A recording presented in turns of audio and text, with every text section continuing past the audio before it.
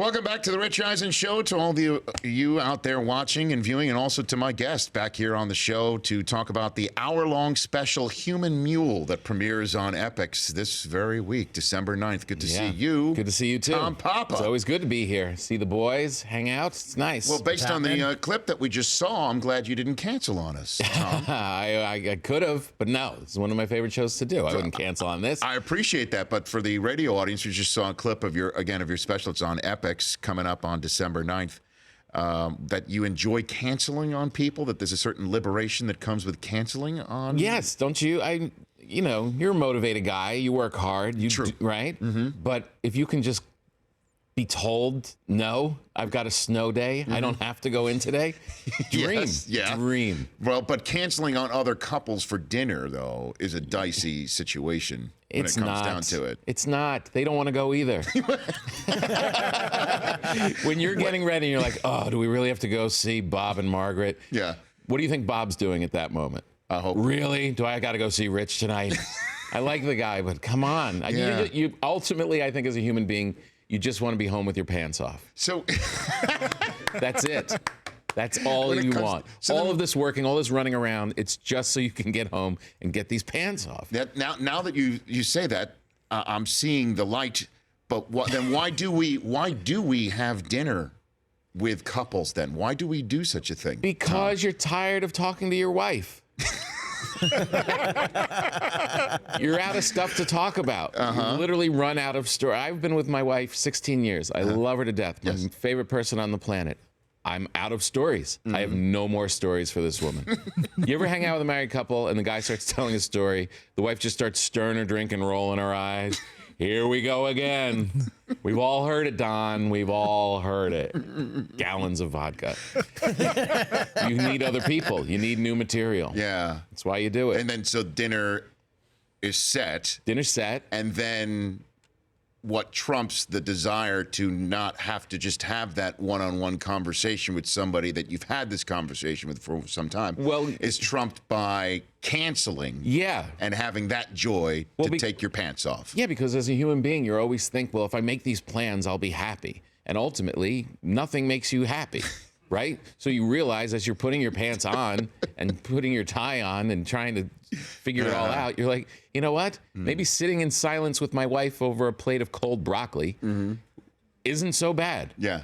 I could stay home, pants off. We're here. It's over. But once in a while, you got to get out and mix it up. Now, it's funny that you mentioned put your tie on, because Cam Newton this week did not put his tie on. I heard that. And his coach benched him for the first series, which turned out to just be one play because his backup threw an interception. Yeah, of course. You can't keep Cam out for too long, but I love that idea.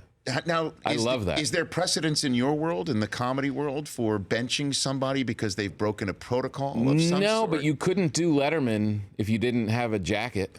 No. Yeah, there's no stand-ups. If you look back, you had to wear a jacket to go on the show. No way. Yeah, I mean, even Chappelle, who, is like the coolest guy in the world, as a young comic, he went on and he had to wear a jacket. He was awkward and felt awful, and I don't think he did the show again. Now, the one time I did Letterman, I suited and booted. Yeah. I did not see, is there a coat rack there for comedians who show up? Like sort a of dinner?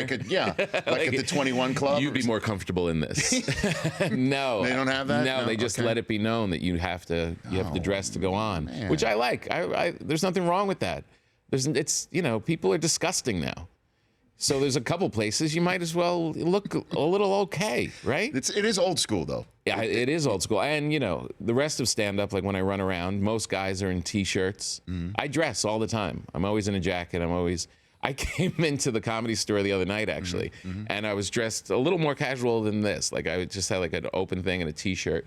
And the girl who works the front said she sees me in a suit or in a jacket all the time. I just try and dress. Even when just going to the store, I like it. I like it. She said when I walked in like that I looked like the teacher on his day off. You're like the principal who on his day off, he caught him at the mall. Tom Papa is here, Human Mule on Epix. Again, December 9th coming out this weekend at 8 p.m. Eastern Time. So what do you do about your Giant coach, Ben McAdoo, for a dress code? Because it seems like he's got You know, the blue blockers on. Yeah. And then the haircut and the belt, the fanny pack, and then he's retired in Florida. I have this monster. This is like his play sheet, this huge diner menu. That's great. That you can hold up in front of your face, you know. He's a mess. He's a mess. And maybe that's why they got their ass handed to them against Pittsburgh. So what do you think of your Giants this year? I don't know what to think about the Giants. They're one of those, you know, it's kind of like these championship Giant teams. You never have confidence. You can't enjoy the season. You can't enjoy the run because they're so schizophrenic.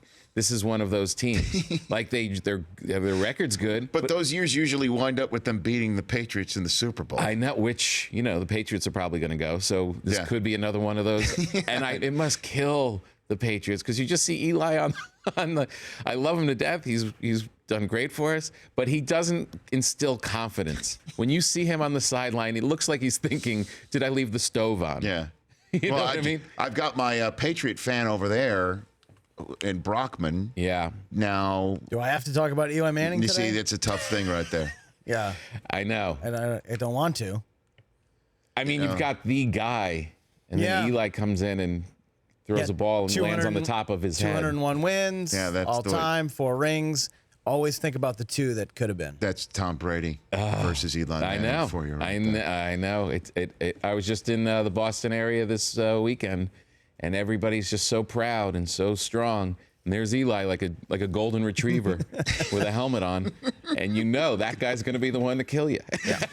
That's got to hurt. Yeah. Now, when you shot Human Mule, it was in Cleveland, Ohio on July 9th, so that was just a couple weeks in the afterglow of LeBron bringing the championship, and then the parade that went down there. That million people. What was that like, parade. being in Cleveland right then? You know, I've been going to Cleveland a long time. That's why I shot the special there. I love the town. It's got that good mix of blue collar and young people trying to make the city work. And, you know, it's a lot of ups and downs. And, you know, I grew up in New Jersey, so I have an affinity for places that are a punchline. And Cleveland is that kind of a place. And, man, when he left, you felt the air go out of that city. I mean, one human being, just that the city was different. That big banner came off the side of the building, and that was it. They were depressed. And when he came back and then won it, it's a different town. It is a different town. I mean, I walked there. I just went back. I shot the special in July. I just went back in the end of October.